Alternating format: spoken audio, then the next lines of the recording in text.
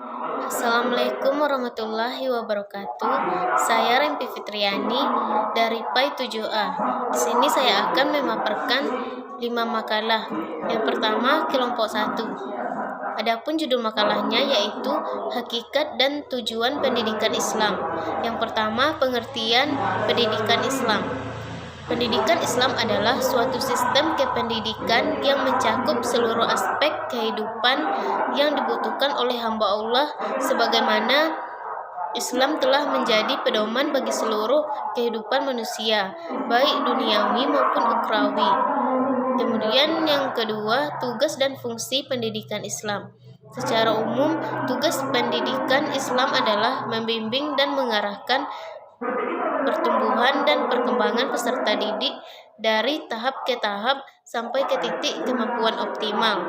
Sementara fungsinya adalah menyediakan fasilitas yang dapat memungkinkan tugas pendidikan berjalan dengan lancar. Yang C, tujuan pendidikan Islam. Tujuan pendidikan Islam adalah menanamkan takwa dan akhlak serta menegakkan kebenaran dalam rangka membentuk manusia yang berkepribadian dan berbudi luhur menurut ajaran Islam. Yang kedua yaitu kelompok 6. Adapun judulnya yaitu Pendidikan Islam Transformatif. Yang pertama, pengertian pendidikan Islam transformatif. Pendidikan Islam transformatif adalah pendidikan yang berorientasi pada kemandirian siswa dalam memecahkan persoalan-persoalan yang dihadapinya, baik dalam kelas maupun dalam lingkungannya. Adanya kebiasaan siswa untuk belajar kelompok, kebiasaan mandiri, berinisiatif, kreatif, produktif, dan mempunyai planning ke depan dalam hidupnya. Kemudian yang kedua, dasar pendidikan Islam transformatif. Yang pertama, teologi inklusif, yaitu sebuah teologi yang menempatkan manusia secara umum pada posisi setara tanpa memandang perbedaan agama, etis, ras, dan suku. Kemudian yang kedua, teologi kritis.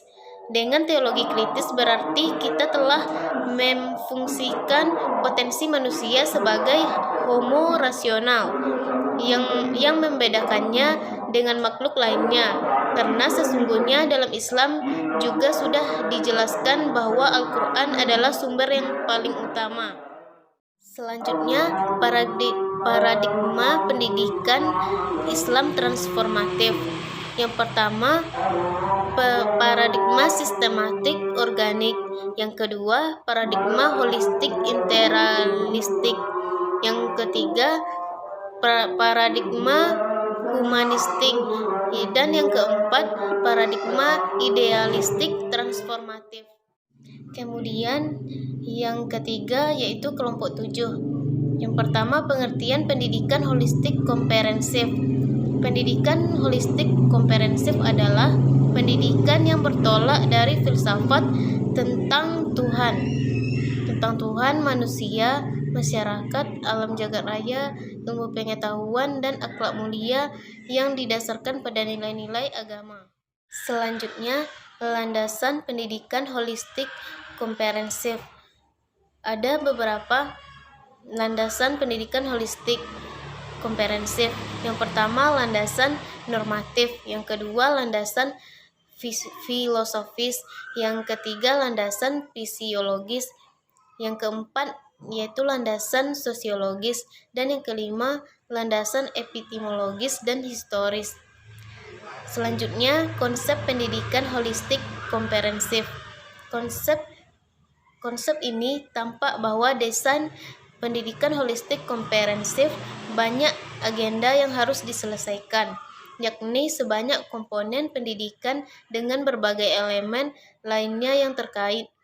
Berbagai aspek tersebut masih perlu kajian dan pendalaman dengan menggunakan berbagai akar landasan, seperti kerja keras dari para pendidik. Selanjutnya, makalah yang keempat yaitu makalah kelompok 9. Adapun judulnya yaitu Humanisasi Pendidikan Islam. Yang pertama, pengertian humanisasi pendidikan Islam. Humanisasi artinya proses menjadikan manusia sebagai manusia, sesuai dengan kodratnya sebagai manusia. Sedangkan pendidikan adalah usaha sadar dan terencana untuk mewujudkan suasana belajar dan proses pembelajaran agar peserta didik secara aktif mengembangkan potensinya. Jadi, humanisasi pendidikan adalah proses pendidikan yang ditujukan untuk pengembangan potensi-potensi peserta didik sebagai manusia seutuhnya, yang dilakukan secara manusiawi sehingga peserta didik dapat berkembang baik menuju ke arah kesempurnaan. Kemudian yang B yaitu hakikat manusia dalam Islam. Yang pertama, sebagai hamba Allah. Sebagai hamba Allah, maka manusia wajib mengabdi kepada Allah Subhanahu wa Ta'ala dengan cara menjalani perintahnya dan menjauhi segala larangannya. Yang kedua, sebagai An-Nas. Sebagaimana telah disebutkan dalam tujuan penciptaan manusia, bahwa pada hakikatnya manusia diciptakan oleh hamba Allah sebagai khalifah atau pemimpin di muka bumi.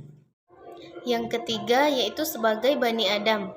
Manusia disebut sebagai Bani Adam atau keturunan Adam agar tidak terjadi kesalahpahaman bahwa manusia merupakan hasil evolusi kera.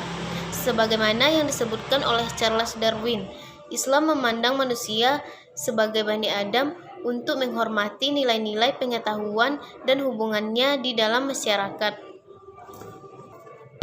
Kemudian yang keempat, sebagai al-insan. Sebagai al-insan, manusia merujuk pada kemampuan dalam menguasai ilmu dan pengetahuan serta kemampuannya untuk berbicara dan melakukan hal lainnya. Kemudian yang terakhir, sebagai makhluk biologis.